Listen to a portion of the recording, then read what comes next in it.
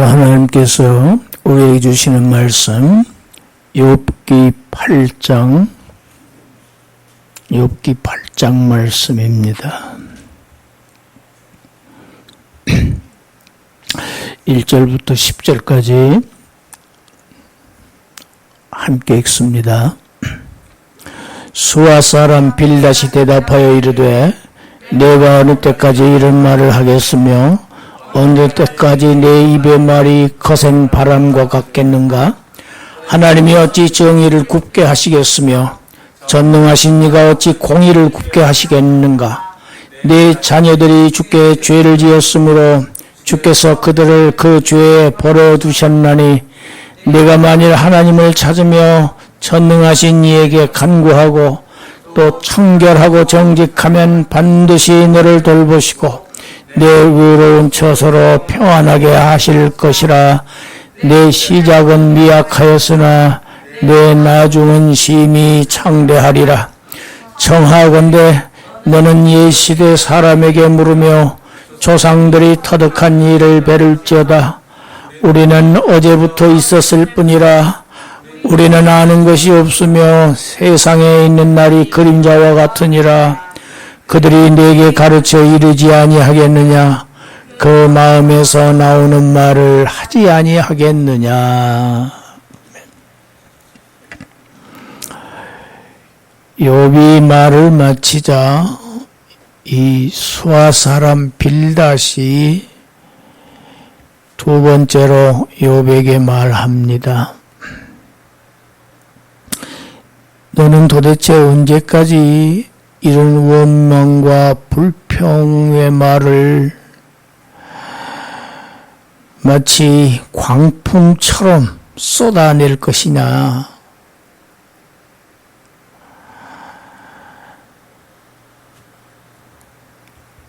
시작을 이렇게 합니다.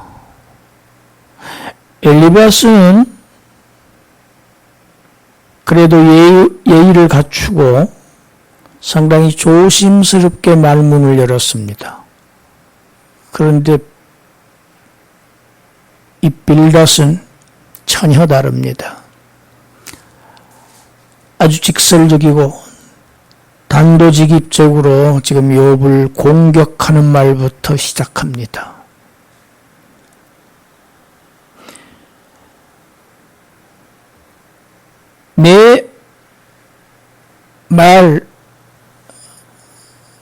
너의 10 자녀들을 죽인 그 폭풍처럼 그만큼이나 거칠고 사납다. 아주 자극적인 말을 합니다.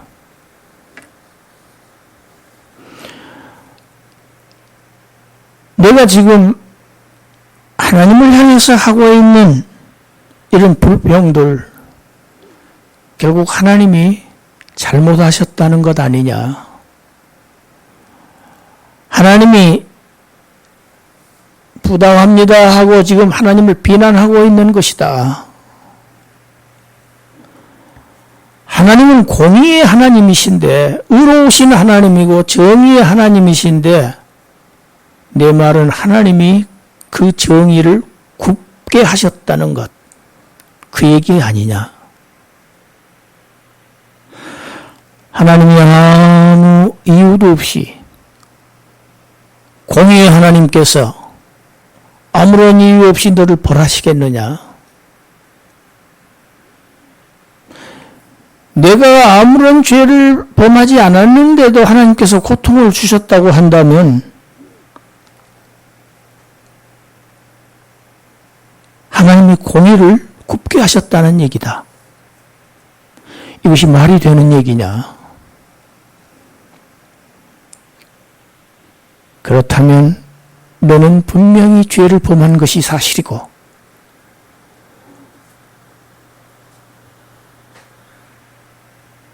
너의 10 자녀들이 죄를 범했기 때문에 하나님께서 그들을 죽이신 것 아니냐? 너도 지금 죽어가고 있는 것 아니냐? 내가 지금 당하고 있는 고난은 마땅한 것이다. 그것 말고 무슨 다른 이유가 있을 수 있겠는가?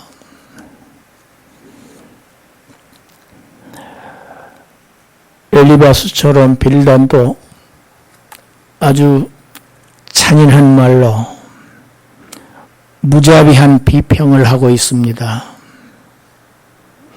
욥에게 깊은 상처를 또 긁는 이런 비평을 하고 있습니다. 이제 욥에게 충고합니다. 너는 하나님께서 너를 찾기를 기다려서는 안 된다. 내가 하나님을 찾아야 한다. 그리고 그 하나님께 구하고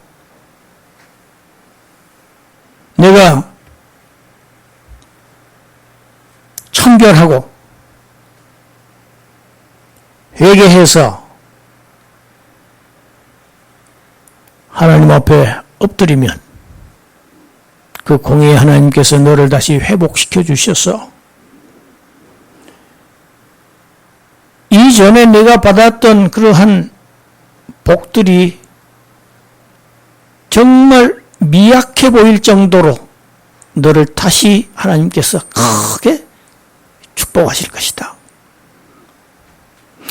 이 7절 말씀, 내 시작은 미약하였으나 내 나중은 심히 창대하리라. 여러분 식당에서 많이 보신 성경 구절이죠. 이게 빌닷이 한 말입니다.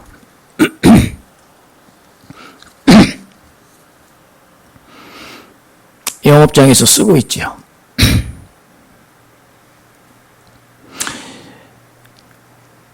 사실은 이 성경의 그 의미하고는 상당히 의미가 다르게 사용되고 있다는 것을 우리가 알 수 있습니다. 엘리바스와 빌닷 똑같습니다. 욥에게 너 회개해라. 그러면 하나님이 너를 회복시켜 주실 것이다. 그것밖에는 다른 길이 없다. 이렇게 충고하고 있습니다. 그렇지만 우리가 이미 알고 있습니다. 욥은 죄 때문에 고난을 받고 있는 게 아닙니다. 욥은 이미 하나님께 간구했습니다. 간구했음에도 불구하고 욥에게는 지금 아무런 일도 일어나지 않고 있습니다. 빌닷이 하는 조언은 지금 적절하지가 못하다는 것을 우리가 알 수 있습니다.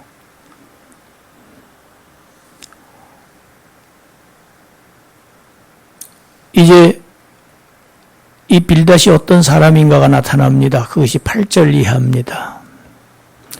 우리 인생은 참 짧은 것이다. 그래서 지혜도 짧아. 아는 것이 없어 인생은. 그러하니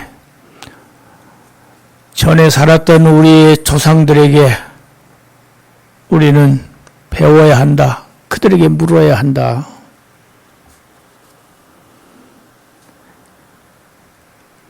빌닷이 이런 말을 하는 이유가 있지요.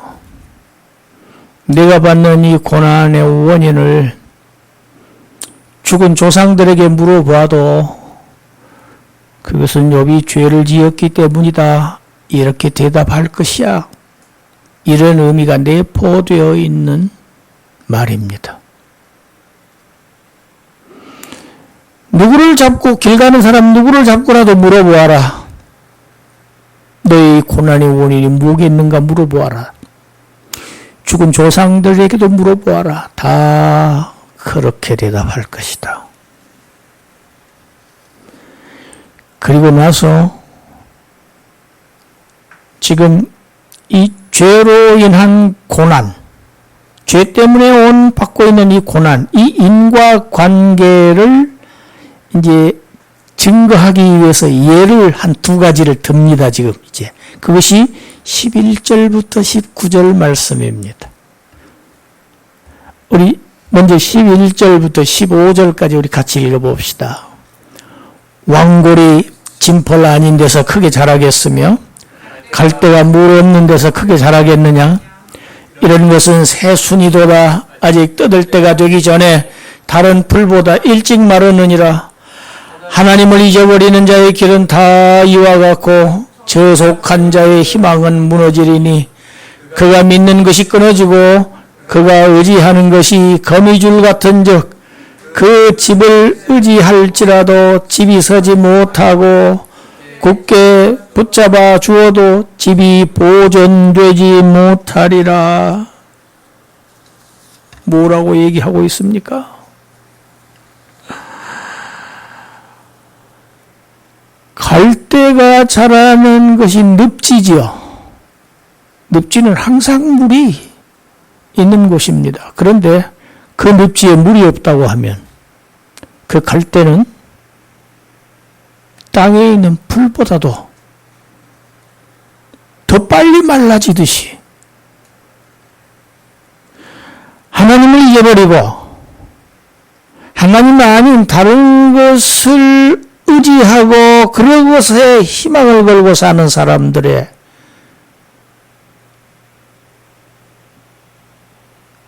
그러한 모습은 마치 거미줄을 의지하고 사는 것 같고 똑같다.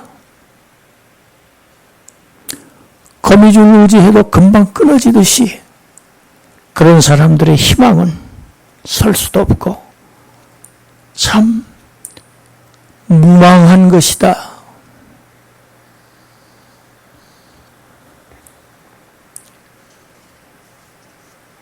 욥의 신앙을 비판하고 있습니다.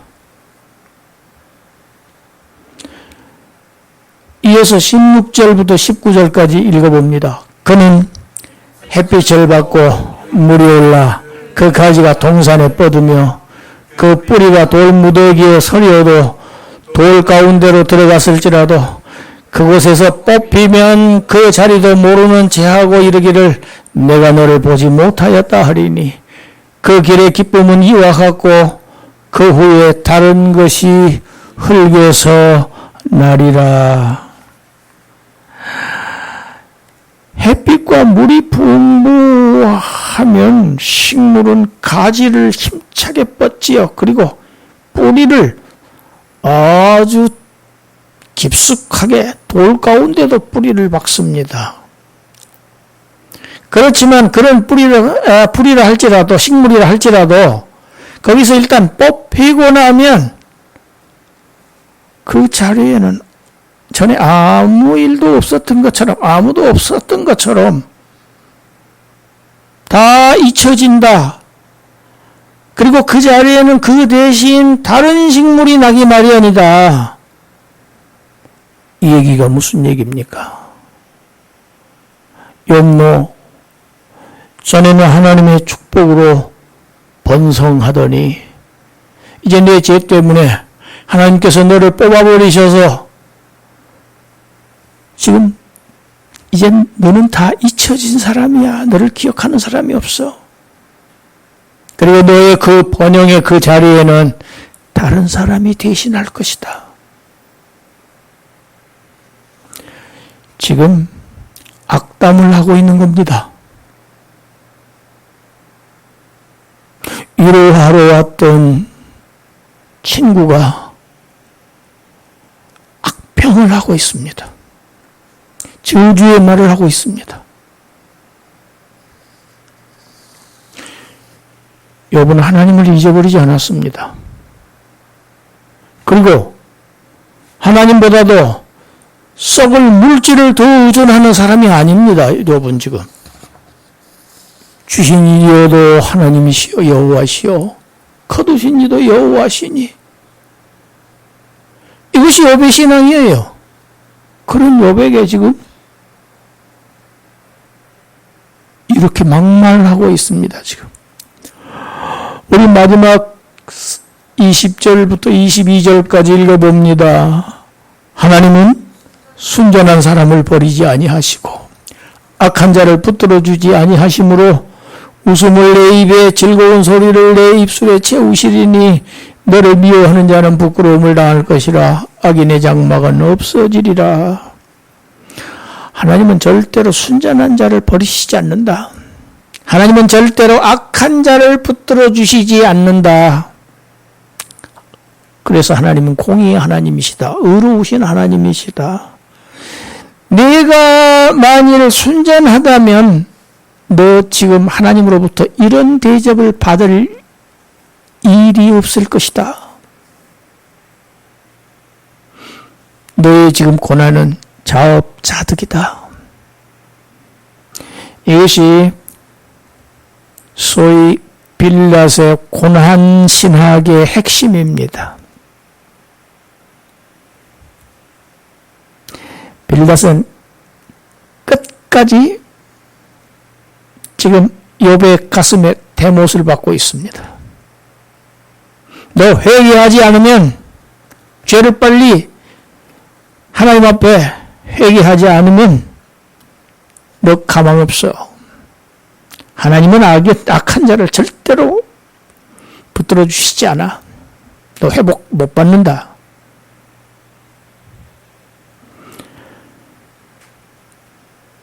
이 말을 들은 욥의 심정이 어떠했을까?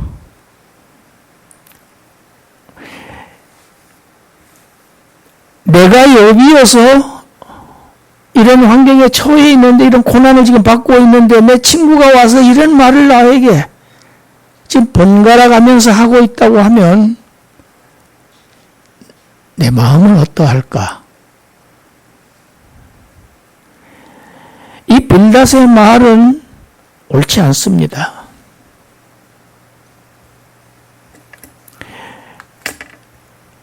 빌닷의 말이, 이 욥에 대한 이 비평이 틀렸다는 성경상의 증거가 분명히 있습니다.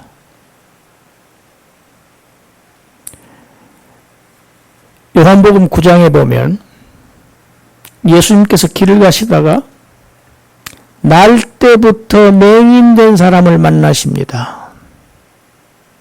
이 사람 출생할 때부터 맹인으로 출생한 사람이에요.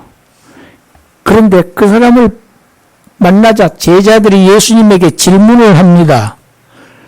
그 질문 내용 우리 한번 읽어봅시다. 요한복음 9장 2절입니다. 2절 읽어봅니다. 제자들이 물어 이르되 라삐여, 이 사람이 맹인으로 난 것이 누구의 죄로 인함이니까? 자기니까? 그의 부모니까? 제자들의 견해가 지금 뭡니까? 이 사람이 맹인으로 난 것은 분명히 죄 때문입니다. 그것은 분명한 사실입니다.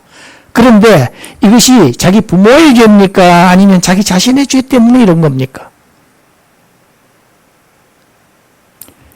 엘리바스와 빌닷의 견해가 예수님의 제자들의 견해하고 똑같습니다. 거기에 대해서 예수님이 뭐라고 대답하시는지 우리 읽어봅시다. 3절 예수께서 대답하시되 이 사람이나 그 부모의 죄로 인한 것이 아니라 그에게서 하나님이 하시는 일을 나타내고자 하심이라. 할렐루야. 이거 죄 때문이 아니야. 저 사람을 통해서 지금 하나님이 역사를 지금 나타내시려고 하신 거야. 4절 5절 계속 읽습니다. 때가 아직 낮음에 나를 보내신 이의 일을 우리가 하여야 하리라. 밤이 오리니 그때는 아무도 일할 수 없느니라. 내가 세상에 있는 동안에는 세상의 빛이로라. 성경은 이 세상을 밤으로 정의하고 있습니다. 이 세상은 밤입니다. 어둠의 세력이 지배하고 있는 이 세상은 캄캄한 세상입니다. 어둠은 해결책은 하나밖에 없습니다. 빛이 들어와야 합니다. 빛이 들어와요. 하나님께서 이 흑암의 세상, 치유하시기 위해서 참 빛이신 하나님의 아들을 이 흑암의 세상에 보내셨어요. 이 흑암의 세계를 빛의 세계로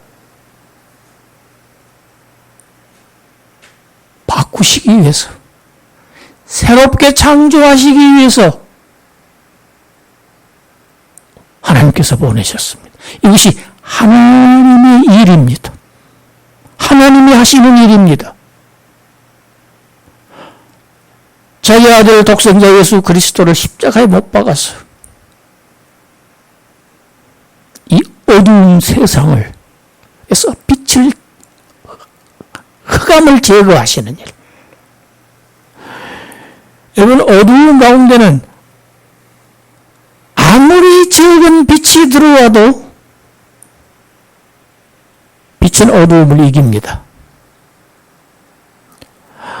어두움은 절대로 빛을 이길 수가 없어요.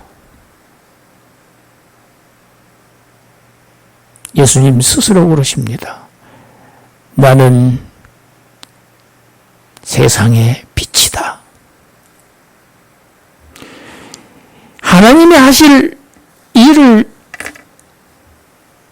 지금 상징적으로 나타내주는 사건이 요한복음 9장에 날 때부터 소경, 빛을 한 번도 보지 못한 사람, 이 사람의 눈을 열어주시는 일, 예수님이 하셨습니다. 할렐루야.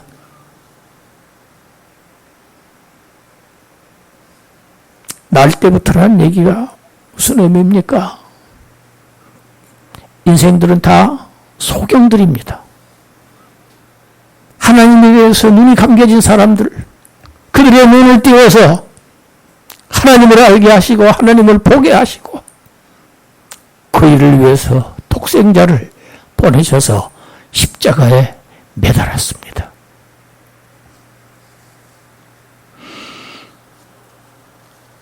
하나님이 하시는 일, 그 일을 하시기 위해서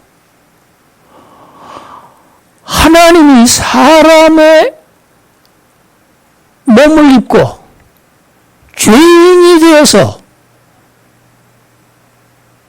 죄인들을 위해서 죄인이 되셔서 오신 그분을 향해서 세상 사람들 뭐라고 했습니까? 내가 하나님의 아들이라고? 이건 신성모독죄야.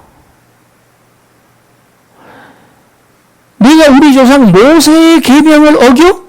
안식일을 어겨?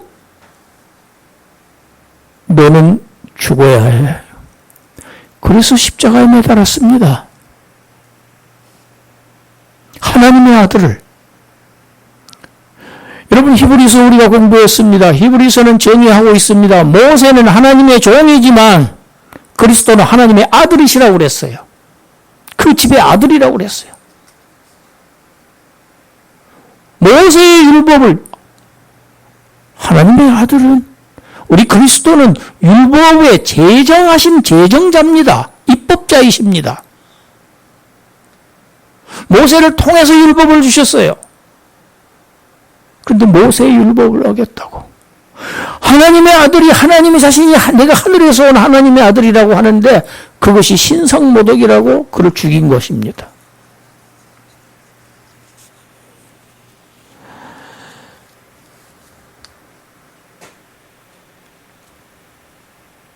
예수님의 하실 일, 이미 700수십 년 전에 이사야 선지자를 통해서 예언하셨습니다. 이사야서 42장 6절 7절 우리 함께 읽습니다.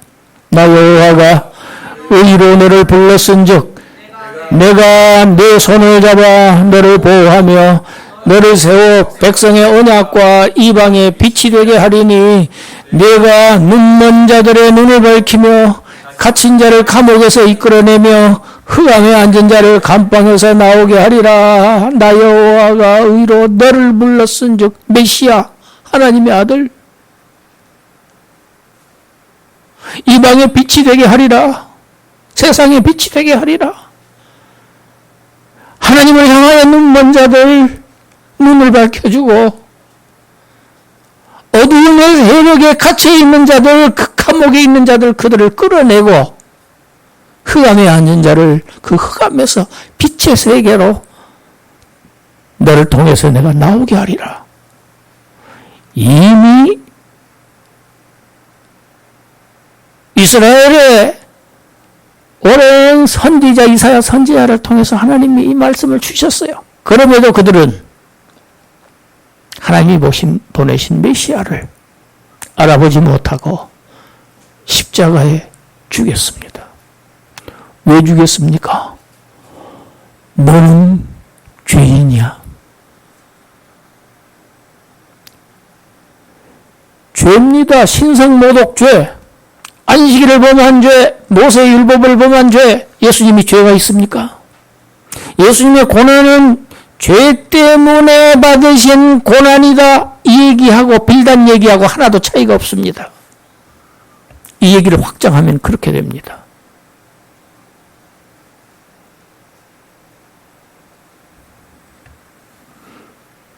날 때부터 소경된 자가 자기의 죄 때문이 아니었듯이 우리 주님의 십자가의 고난이 주님 자신의 죄 때문이 아니었듯이 이 모두는 다 어둠의 세계에 빛을 비추시기 위한 하나님의 새 창조의 이 역사, 이것을 나타내실 것에 대한 하나님의 일을 나타내시는 것입니다.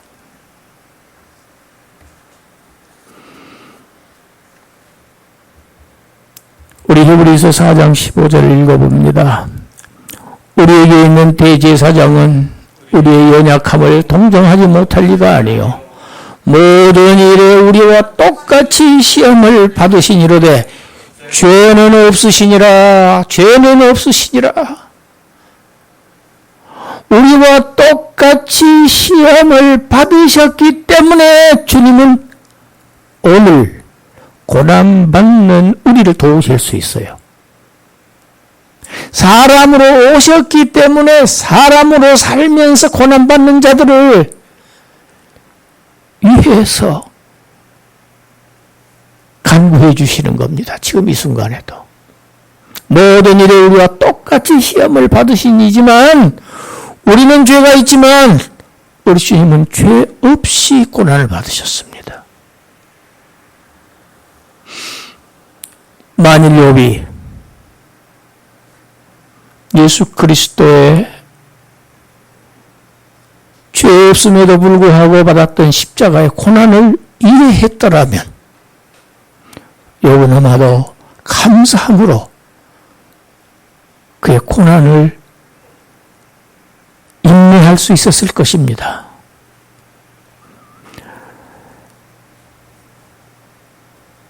바다의 파도가 그치지 않듯이 이 세상 고난은 그치지 않습니다. 큰 고난, 작은 고난, 이런 고난, 저런 고난, 이 세상은 고난의 연속입니다. 하나가 지나가면 이제는 안 오겠지, 아닙니다. 더 큰 고난이 올 수 있습니다. 우리가 이 세상 고난을 어떻게 대처하면서 살아가야 할까? 우리가 히브리서를 오랫동안 상고했습니다. 결론이 무엇이었습니까? 고난의 십자가를 바라보아라. 그리고 인내하여라. 곧 고난받으신 주님이 영광의 주님으로 오신다. 그때 우리는 그의 영광에 동참할 하나님의 백성들이다. 이것을 잊지 말거라. 이 고난은 우리가 나중에 받을 그 영광에 비하면 아무것도 아니다. 결코 비할 수 없다.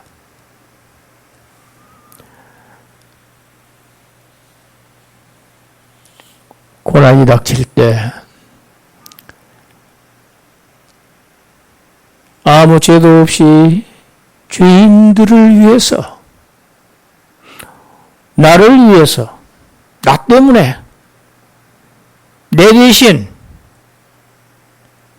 십자가 형벌을 받으신 그 주님을 생각하고 그 주님에 대한 믿음을 가지고 이 고난의 터널을 힘있게 통과하시는, 이기시는 그러한 여러분들이, 저와 여러분들이 되시기를 주님의 이름으로 축원합니다. 기도합니다. 하나님,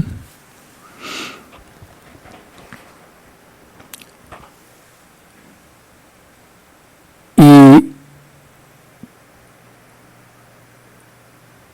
고난의 연속인 이 세상을 우리가 어떻게 살아가야 할지를 이미 우리 주님께서 이 세상에 오셔서 우리에게 그 길을 제시하셨습니다. 그는 성부 하나님에 대한 믿음을 잃지 아니하시고 십자가의 고난을 끝까지 참으심으로 하늘의 영광을 다시 회복하셨던 그 주님의 그 길을 뒤따르는 자들 되게 하여 주시옵소서. 우리 당한 고난, 주님 오시는 날 받을 우리의 영광에 비하면 아무것도 아님을 늘 깨닫고 낙심하지 말고 오히려 감사함으로, 기쁨으로 우리에게 닥친 모든 어려운 일들을 돌파해 나가는 그러한 하늘의 백성들, 하늘의 군사들 되게 하여 주시옵소서. 예수님 이름으로 기도드리옵나이다. 아멘.